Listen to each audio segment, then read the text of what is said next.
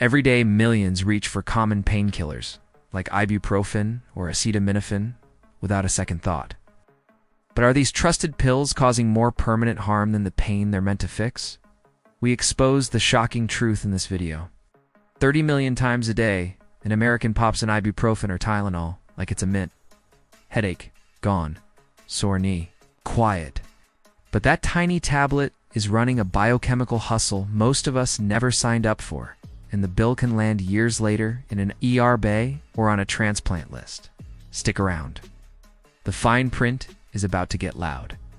Most of us sort pills into two stacks: big scary RX bottles and cheerful orange store boxes. We treat the second stack like candy. Pop two, move on. Here's the rub. NSAIDs your ibuprofen, naproxen, you name it. Silence two enzymes, COX-1 and COX-2. COX-2 is the troublemaker causing pain and inflammation. But COX-1 is the good guy, painting protective mucus inside your stomach and policing blood flow to your kidneys. Knock COX-1 out, and you can bleed internally without warning, or quietly stress your kidneys until they wave the white flag decades later. Gentle on the stomach? Tell that to the 100,000 people hospitalized each year for NSAID-related GI bleeds. Acetaminophen looks like the polite cousin. No heartburn, no drama. Yet it's the #1 reason for acute liver failure in the US. The liver turns acetaminophen into NAPQ, a little chemical buzzsaw. As long as you've got glutathione in the tank, no problem. Run out, and NAPQI starts carving up liver cells like rotisserie chicken. 4 grams in one day. That's 8 extra-strength Tylenol. Or any dose mixed with happy hour margaritas is Russian roulette. But liver failure isn't the only ambush. Long-term NSAID use quietly raises blood pressure, stiffens arteries, can double your odds of a heart attack if you're already high risk. Even acetaminophen, once thought heart neutral, is linked to higher stroke risk at daily high doses. You don't feel it happening until one morning your safe pill shows up on your cardiac arrest report. The scariest part, cold meds. Sleep aids and sinus pills often sneaky stack the same ingredient, so you may hit the limit before you finish counting. The danger scales down with body size. Every year, thousands of kids land in the ER after a parent doubles a dose, mixes brands, or grabs the wrong dropper at 3 a.m. Pediatric livers are smaller, their margins slimmer. 1 teaspoon too many can cross the line from relief to liver transplant. Opioids aren't my thing, you say. That's for surgery or cancer pain. Nice thought, but hydrocodone scripts for things like wisdom tooth pulls have quadrupled since the 90s. The chemistry is devilishly simple. Opioids park on receptors, turning off pain but flooding the brain with dopamine at the same time. Feel good plus pain-free equals a very sticky memory. Tolerance climbs fast. Yesterday's dose feels like aspirin today, and the next stop is either a higher RX or a cheap bag of heroin. 8 out of 10 heroin users can point to a fully legal prescription as day one of their habit. And here's the cruel twist. Painkillers can actually create more pain. It's called rebound, or medication overuse headache. Take ibuprofen or acetaminophen too often, and your nervous system rewires so that the absence of the drug hurts. What started as a one-off headache pill becomes a daily ritual that guarantees the very pain you were trying to avoid. Myth. If it's on the shelf, it can't hurt me. Reality. The bleeding risk warning is printed on the bottle, in 3-point font right next to the cartoon athlete. Myth.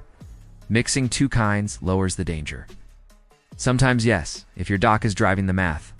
More often it's a stealth overdose, when Sudafed Zavir, Tylenol PM, and a couple Dayquils all crash the same party. Add alcohol, caffeine, or even herbal supplements, and you've got a chemistry set you never meant to mix. St. John's wort speeds up liver enzymes, flushing drugs too fast. Grapefruit juice does the opposite, blocking metabolism until levels spike. What feels like a harmless cocktail can quietly turn into toxic blood work. Myth, natural equals safe. Willow bark tea is just aspirin without quality control. Pregnant, the stakes multiply. NSAIDs in the 3rd trimester can clamp down blood flow in the fetus's heart. Even mild acetaminophen is being studied for possible links to developmental issues, if taken in high or repeated doses. 2 pills for mom's headache can mean a lifetime of consequences for the baby. Aspirin itself came from willow. Mother Nature isn't automatically your gentle grandma. How your body handles painkillers isn't the same as your neighbors.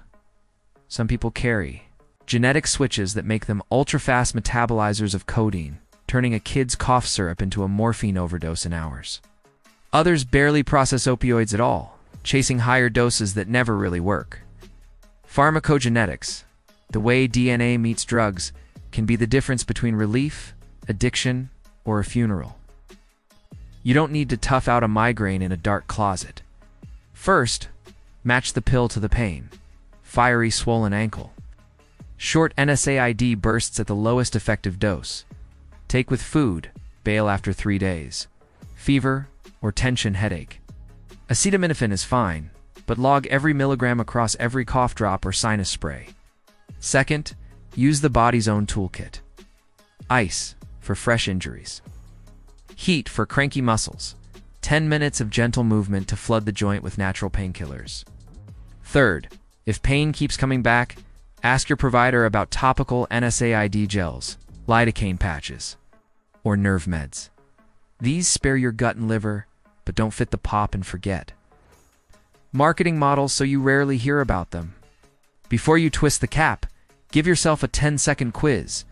Do I know what this pill is actually doing beyond making the symptoms shut up? If the answer is a sheepish shrug, open the FDA's Daily Med or the CDC opioid guidelines on your phone. Read the label, like your liver and kidneys are reading over your shoulder. Then share this rundown with that friend who still thinks over-the-counter means over-the-danger. The real cost of casual pill popping isn't just the ER visits today.